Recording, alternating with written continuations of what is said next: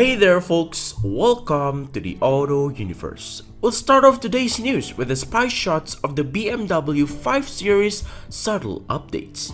But before we get into the news, make sure you hit that like and subscribe button to keep you up to date with the latest auto news and reviews. Now, let's get right into the news. The BMW 5 Series is currently into its 7th generation and the latest model will soon reach the midway point in its life cycle. In BMW tradition, the car will receive a facelift to keep it looking and feeling fresh over the second half of its life. A prototype for the facelifted versions of the 5 Series sedan has just been spotted. The high-performance M5 is also being tested. Camouflage material seen here suggests will be treated with a revised grille and front fascia. Likewise, the rear fascia will also be revised and we may also see tweaks to the taillight signature.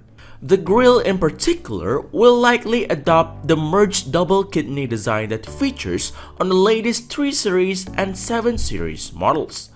Thankfully, the changes don't appear to be extensive as those on the facelift made to the 7 Series.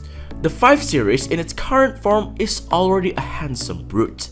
As with the updated touring prototype, this 5 Series sedan prototype has some new hybrid tech under the hood.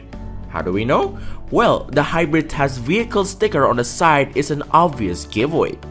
Our sources tells us a 545e X-Drive model will join the lineup utilizing a detuned versions of the engine found in the 745e X-Drive I Performance, whereas the 7 Series uses a hybrid drivetrain and a 3-liter turbocharged inline 6-cylinder engine to produce a combined output of 389 horsepower and 442 pound-feet of torque.